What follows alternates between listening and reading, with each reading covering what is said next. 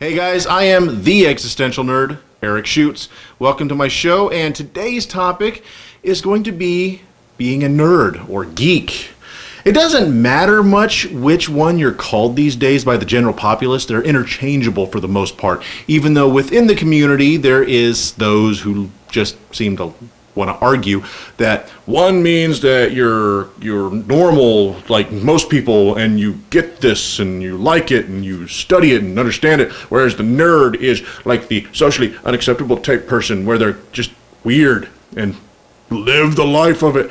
Not necessarily. Nerds, they're a little bit antisocial, blah blah blah blah. You know, you look up the terminology. For the most part, they were interchangeable. You were a geek, nerd, whatever, didn't matter. And you know, people wanted to labels. People don't like labels, so they make labels for their labels. Anyway, so I've had the question come up to me a few times.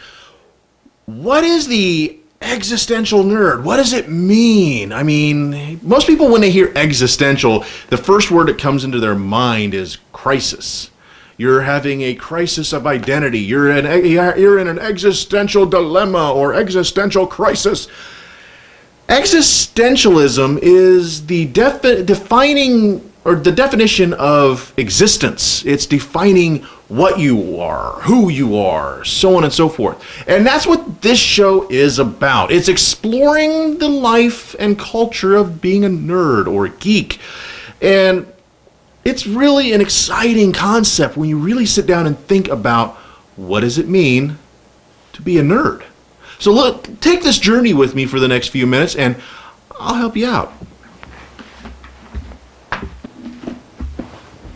So, what is being a nerd? Well, back when I was growing up in the late 70s and throughout the 80s and first half of the 90s, being a nerd was socially destroying. It destroyed who you are. If you were a nerd, you just became a target. You might as well have literally painted a target on your head.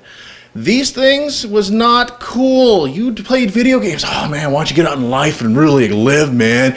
Who wants to play that silly game when I can go watch it on TV or at the theater? Why do you want to play video game sports when you can go try out for real, man? Because I didn't like the stuff that most people did. It didn't matter. Video games was an outlet to explore the imagination and go beyond what was just in front of you. Remember back on my other show, Retro Gaming Nerds, you see that, you know, classic games were bland, especially in the Atari, and you had to use your imagination to explore what was in front of you. Atari was known for creating games that didn't live up to the artwork, and not just Atari, all of them. But they were known for creating art on the cartridges and on the boxes that really helped extend and accentuate what the game was about. And it helped give the player a foundation to build this great imagination on what was happening in the game. For example, let's pull out the game Defender. Now, on the Atari 2600, Defender was not pretty, but it was understandable. You knew you were a ship flying over the cities, defending the humans below and destroying the aliens. Now, please forgive me, my box art is kind of dingy.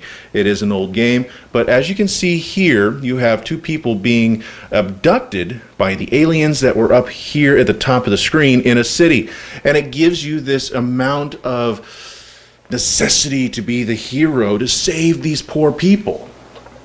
And by the way, folks, this is a classic game, and a fun one at that.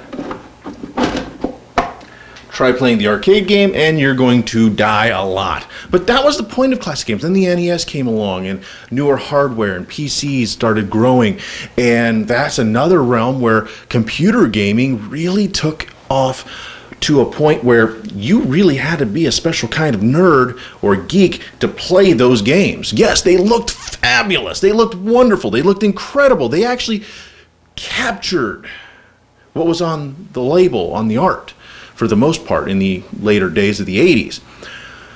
But getting those games required a knowledge of DOS commands or command line codes depending on the system you were using. user interfaces like we have in Windows and Linux and Macintosh didn't exist much back in the days, except for maybe Midnight Commander on Linux to help with command line commands, or very limited forms of a GUI found in the mid to late 80s, found through GEM or Macintosh's UI, Windows 1.x and up, so on and so forth. But anyway, guys, gaming was considered nerdy and horrible, but let's look at today. Everybody's playing games. Everybody. Even those who, I'm never going to play games, play games. Solitaire, why don't you use a deck of cards? So yeah, gaming it's still nerdy and geeky, but it's acceptable. Whereas back in the day it wasn't. And I like exploring that, to find out what everybody grew up on and find out that, hey, we're not that much different. I'm just more passionate about it, and I'm open about that passion. That's one of the big things about being finding the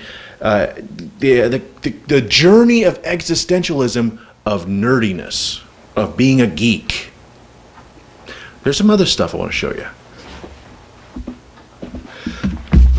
Okay, so just saw video games, but there's another aspect of being a nerd and a geek that most people don't identify with. And that is the classic pen and paper role-playing game. Most people looked at people who played these like devil worshippers and evil satanic type. And not really.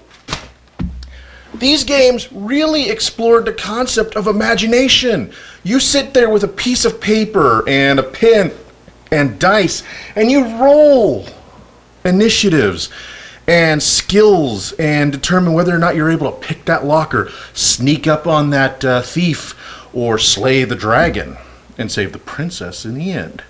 You even have to roll to see if you get a kiss. What the heck? Of course, when you're a nerd back in the 70s and 80s, getting a kiss was basically initiative rolls. But then you got the other cool board games like Ticket to Ride and Munchkin, which are a little more fun and just poke fun at some of the stuff, the concepts that happened back then. And then there came Magic the Gathering, where it became cool to collect cards that you could actually play with instead of just being baseball, basketball, football, etc., etc. Being a nerd in the 90s really transformed what a nerd was on the social economic ladder. All of a sudden, people realized being a nerd was profitable, or selling to the nerds was profitable. And that's where television and movies really started taking off. So, yeah, once the industry realized that nerds were profitable, that you could make money off of us, things started happening. Like cool little plushies of our favorite villains. Collectible toys that aren't really meant for kids at all.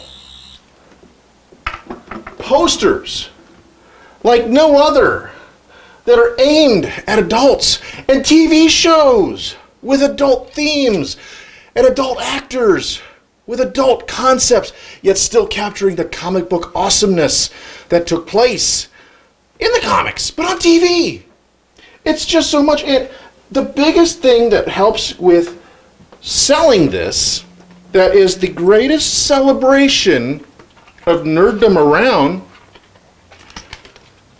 is Comic Cons, comic conventions, like TopCon Geek Expo in Topeka, Kansas, or the Kansas City Comic Con, which, yes, I'll be there.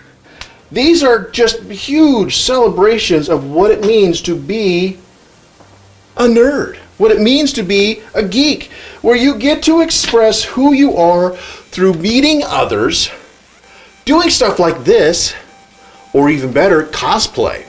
And it all is because we have a love of all the things that are nerdy and geeky around us that help define who we are. And that is the biggest key. It's just like some people let music define who they are. They let movies, their love of classical film, define who they are. This is the kind of stuff that defines who I am. It is my existence. It has defined me since I can remember. When I was just a toddler sitting in the theater in 1979 watching Empire Strikes Back for the very first time and seeing C-3PO and R2-D2 wandering along on the screen and grand sword fights with laser beams taking place. I'd say 1977, but I was 5 months old when Star Wars A New Hope came out. Yeah, that old, folks. I'm literally just as old as Star Wars. Anyway, see, defining moments when I know stuff like this. You have people who can rattle off stats from 1973 on whoever won the NBA playoffs. You have people who can tell you what exact play won the Super Bowl 4 years ago. I don't know that. Honestly, I don't care. Not that it's not important. It is to them. It is to those people. Whereas to me, I can tell you certain things about TV shows. And like when I was watching Heroes Reborn finale earlier this week, when the boy who is the master of time and space, Nathan, makes the comment, or Nathan says, "I'm so sorry." And instantly I'm thinking, Doctor Who reference. Check it out. But that's what's so cool. Folks, it doesn't matter what anybody says. Your existence as a nerd, as a geek, is all that matters. That is the only thing that matters in life. And that is what this show encompasses, is exploring these concepts, talking to other people who are nerds, who are geeks, opening these little wonderful boxes that I get every month. Thank you, Loot Crate. That explodes with joyousness and happiness, that explores the concept of nerddom, one box at a time with little bitty toys and gifts.